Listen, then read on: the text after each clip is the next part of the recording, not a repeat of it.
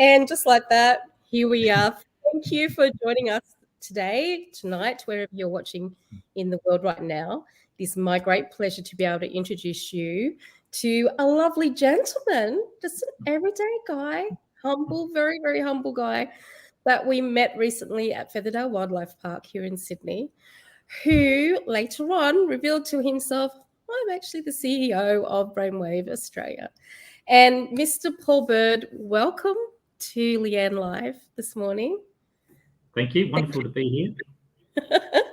Thank you for joining us.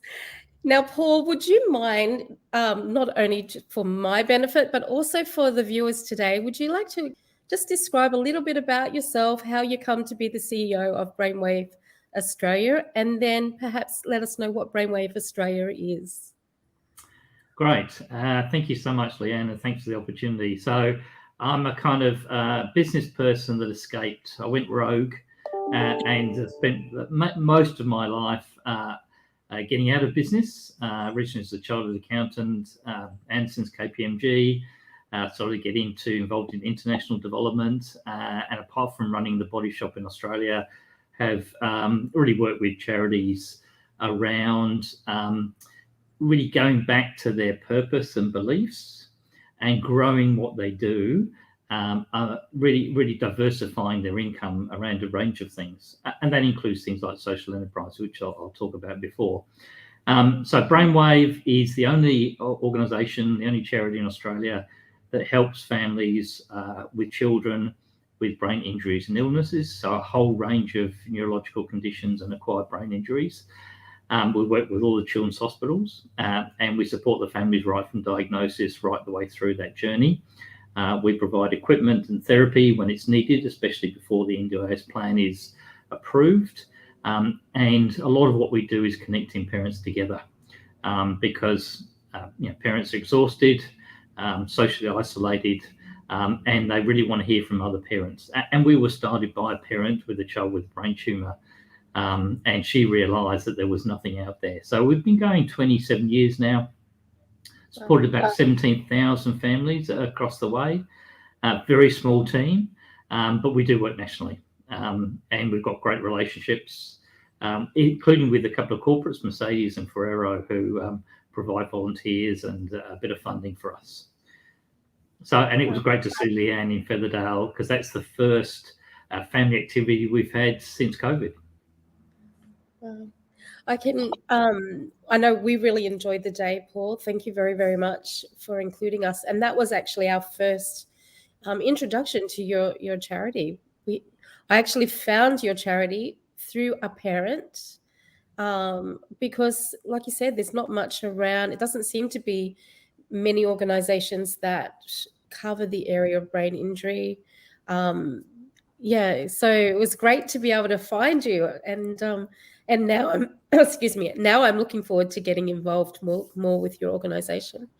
So, Paul, you've also in the past you've written a book about just exactly about getting involved, how important it is for people to just look beyond themselves with businesses, especially business people, to get involved in different charities. Would you like to expand a little bit more about your book that you've written? Yeah, so my previous job, I was running Australian Volunteers International, 22 offices covering 26 countries. And like most people in COVID, I've been there 5.5 years. I've been writing a book on and off for 8 years. And like a lot of people in COVID, kind of reassessed, gave the job up, spent the next 3 months finishing the book. The book is aimed at, there's a lot of evidence now around customers want to purchase, or clients want to purchase from businesses that are seen to be supporting things that they care, really about, whether it be social or environmental causes. Something like almost 90% of customers say that they would prefer buying from those kind of businesses. So there's a huge amount of evidence that it's not just good for staff who really want to get involved in something meaningful in their lives, given they spend a lot of their lives at work. It's for customers and clients. So you could say that's kind of selfish for businesses, but at the same time, businesses have got so much power to actually make amazing change.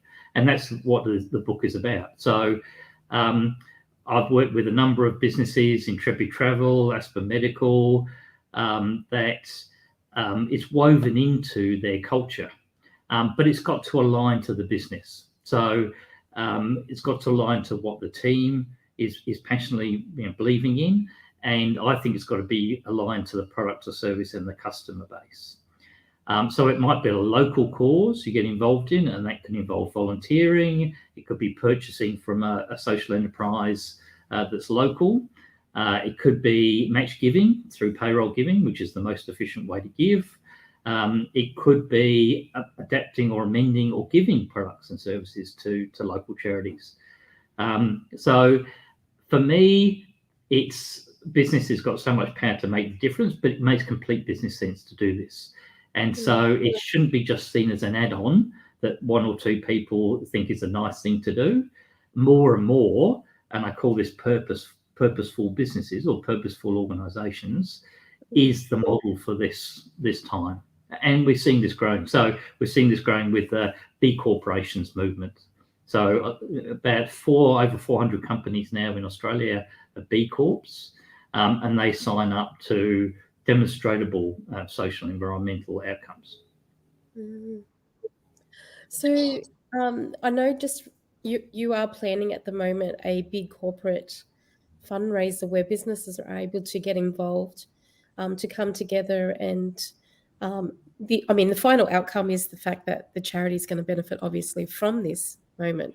But I was actually talking to one of our support workers today from HireUp, and we were talking about the benefits of actually getting involved as a community, a business community, the team building that comes with getting involved in something that you're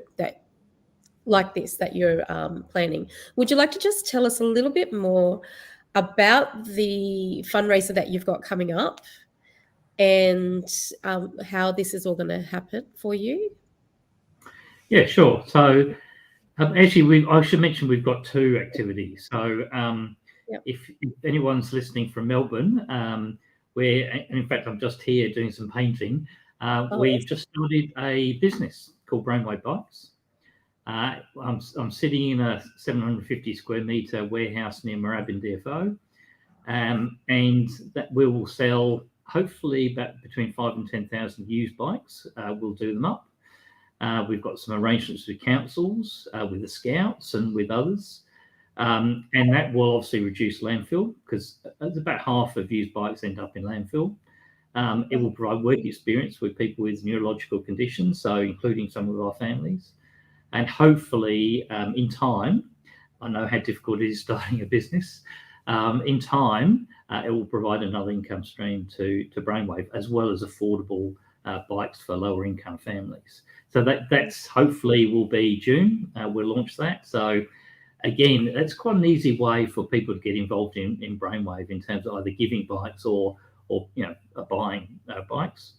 And the event you referred to is, so Brainwave, like a lot of charities, we struggled in COVID because our model is face-to-face fundraising, usually through gala balls. And even now, I think it's hard for people to come back en masse into one place. So we've really redesigned that event, and it's called thebigquiz.com.au.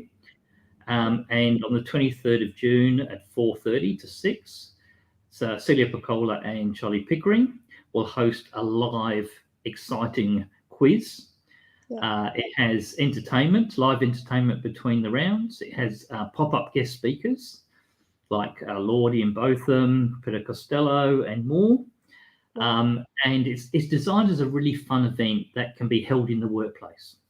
So with this kind of hybrid model where staff are coming back, but not all staff are coming back, we've designed it so you can sit in the lunchroom, open your laptop, and you can be part of this amazing live event. The cost is $500 a team, which is a donation, so it's deductible. And what we hope to have, our target is 600 teams, and that will give us the money we need to operate for a year, including all the other fundings we get. So I think it's quite modest, but it's quite innovative in that we want this to be something that teams, so you can dress up, you can name your team, whatever. There are spot prizes for the best or worst dress, maybe. And it's a really fun event for people to come together and kind of get that collegiality back together again, something that we've all missed for the last 2 to 3 years. So it should be a lot of fun and a lot of surprises. And we want to build on this from year to year. Sounds fantastic. So what is the date for this event? So 23rd of June, 4:30 to 6. So it's designed to be the end of the working day. If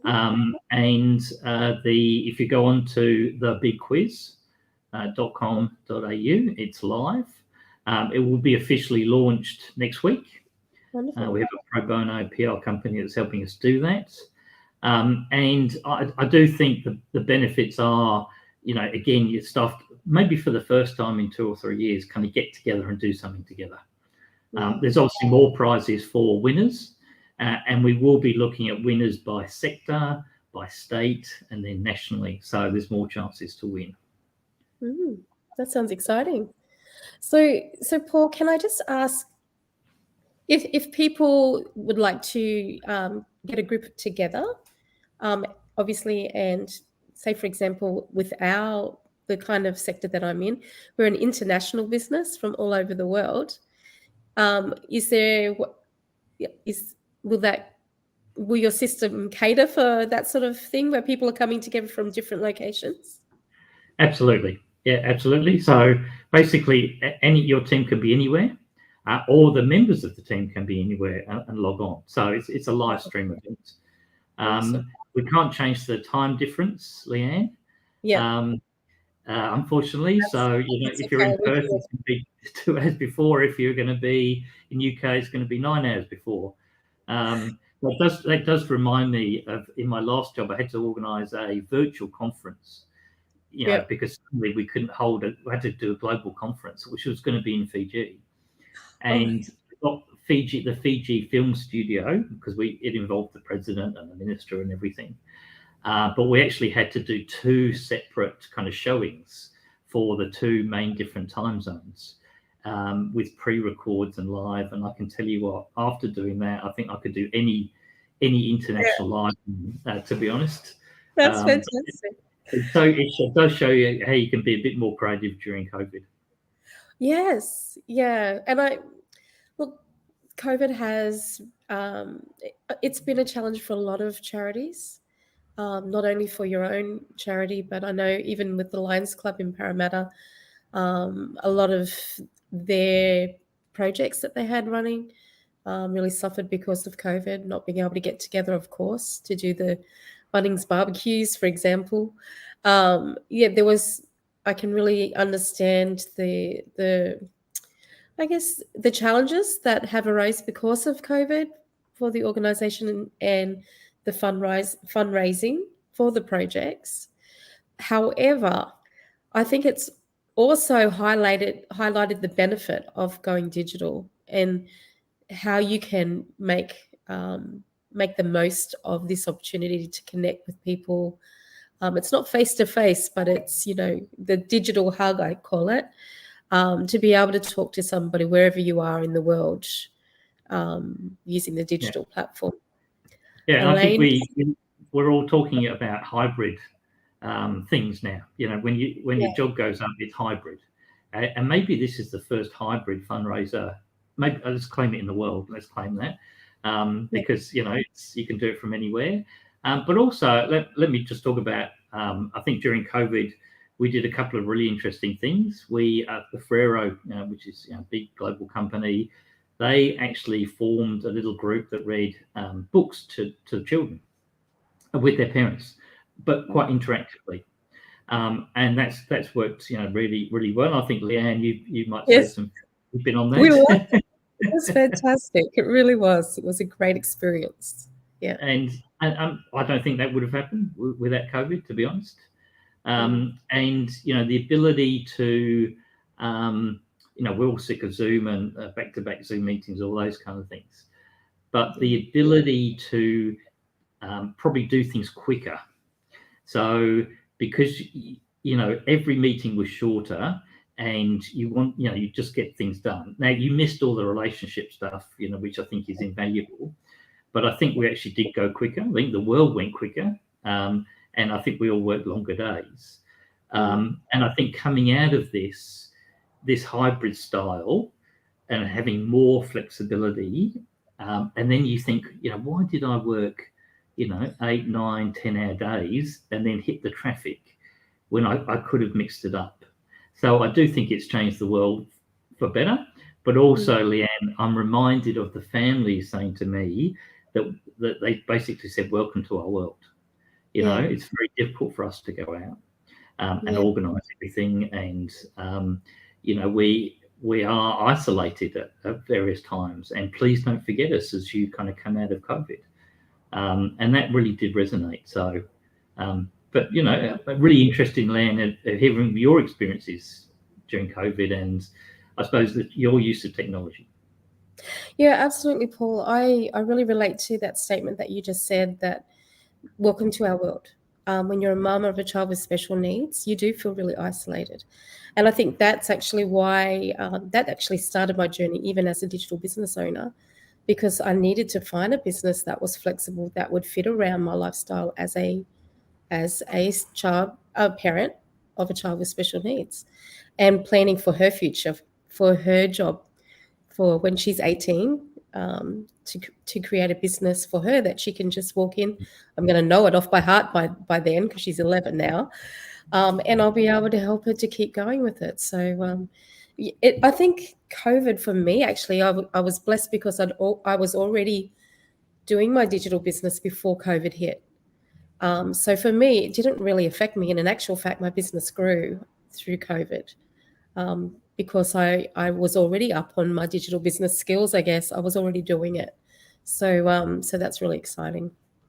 But yeah, I have really enjoyed spending some time with you today, Paul. And I know Leanne Live, you know what I'm like. I do like a really great social enterprise, and I'm looking forward to seeing how that I can get involved in your bike enterprise that you're starting off in Melbourne. And also, can I just open the floor now, Paul, just for you to just talk a little bit more about your book, Purposeful.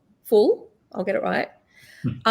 Because I think it's really important that people understand that there's many different ways to give. It's not just a one-off. It's actually a lifestyle as well. And can I just open the floor for you just to share something that you'd like to leave just in finishing the interview for today? Yeah, so my book really is a kind of 6-step process to doing this. So it does begin with belief and purpose. So for this to be sustainable, the former Lord Mayor of Melbourne, called Ivan Deverson, had this theory about we've all got this stone in our shoe, something that kind of grates on us, something that makes us feel uncomfortable. It might be walking past somebody that's experiencing homelessness on the streets. It might be hearing about domestic violence. In the book, I talk about J.K. Rowling and what she's done about orphanages, the owners of the Body Shop in Canada, and a range of kind of incidents that have got, you know, their belief and unlocked, you know, what they've wanted to do to address this. So I do encourage everyone to, and this might come from personal experience, it might come from your own belief systems, from the way you were brought up, but I believe that everyone has, or they feel uncomfortable, and hopefully that gives them the impetus to actually act. And the book goes through a number of ways that any business can act, whether it's about housing and homelessness, family violence, the environment. So it gives you a whole load of information, and it will probably take you a whole year to research, to be honest. So, but you can do that through employing somebody that's disadvantaged. So social enterprises are great, but they look for places for mainstream employment or people with disabilities. through to, yes, having your staff volunteer, but volunteering ideally as a team, again, aligned with that belief. There's great prospects of pro bono products and services to that sector as well. Workplace giving that is matched up to a certain level is very effective, because then your teams kind of do their own fundraising activities as well, and the way that you buy. So and then you've got things like, if you're really interested in Indigenous rights, then there's the Reconciliation Action Plan, becoming part of Supply Nation, and buying a lot of your products through Indigenous businesses. So whatever kind of underlying cause you'd like to address, the book helps you to do that in a very systematic way. So it's kind of a guide, it's a framework, and I do believe that you can be quite selfish and say, this is not just for what we believe in, but this makes sense to our business. So just reiterate again that your clients and customers want to see you engaging with something that they also value. And it could be animal welfare. It could be a whole range of things. But, to understand those service systems is complex, and to understand the difference you can make is complex. So the book attempts to take you through, and it's got a checklist at the back, exactly what you can get involved in. And that includes getting involved in various cause days that happen. So there's always opportunities to engage the whole company in doing that. And Paul, is there anything that you'd like to just share in particular to Leanne Live today, just in finishing our interview for the day? Yes, I think, look, we're all busy. We all juggle lives. It's going back to the things that, if you believe in a fairer society. So obviously Leanne and I, thankfully, have spent a lot of our waking hours doing this, and that's what drives us. I know that when people feel uncomfortable, that's good, because hopefully that will give everyone out there a reason to get involved. And it doesn't have to be huge, okay? It could be involved in a really local community issue or a charity. But the only way we are going to make this world fairer and habitable is that if each of us plays a part. We can't, as Sir Ronald Cohen said, we can't leave this up to government. We can't expect government to have all the solutions. We've seen how that's very deficient. And there's no point in complaining, because it's never going to be all the answer. And business traditionally takes the lead. In fact, it can actually drive change. And in the book, I give the example of Unilever, which has made difference to billions of people. And in the book, you'll see so many examples of companies that I've worked with that, as part of their core business, and to build up the business, build up the customer base, do this. But it's based in the belief, but then that action is quite tangible. So if you've ever kind of just put this off, it's too difficult, or I'll do it next time when I've got some time, please dive in. The experience will be worth it. You'll find that, there's a lot of personal growth involved. Everyone I know that volunteers gets more back than they put in, for instance. And then your staff develop, and they personally develop, and they become a much better team. So it makes sense all round, but get involved. Absolutely, get involved. And I can say as well that the benefits, when you give of your time, you put yourself out there and you become vulnerable to an experience. You're not expected to have all the answers or to know what you're doing. You just have to turn up, be open to the experience, and be vulnerable to share a bit of yourself for that moment as well. And I can guarantee you'll come away from that experience feeling like you're the one that has actually been given something very, very special in your life as well. So, Paul, again, it is a real pleasure to be able to spend time with you. I actually made a comment to my friend Nicole, who's watching today. Hello, Nicole. That I felt like I was speaking to royalty Um, and you're the most humble, genuine person, and I really appreciate you. And Leanne, Live Tribe, I will be sharing some updates about the charity Brainwave Australia, because it really is something that I'm very proud to have come in contact with, and I'll be supporting as much as I can. And so thank you so much again, Paul. And folks, we will see you again on Leanne Live with our upcoming interviews. And I really appreciate you. Goodbye for now. Bye.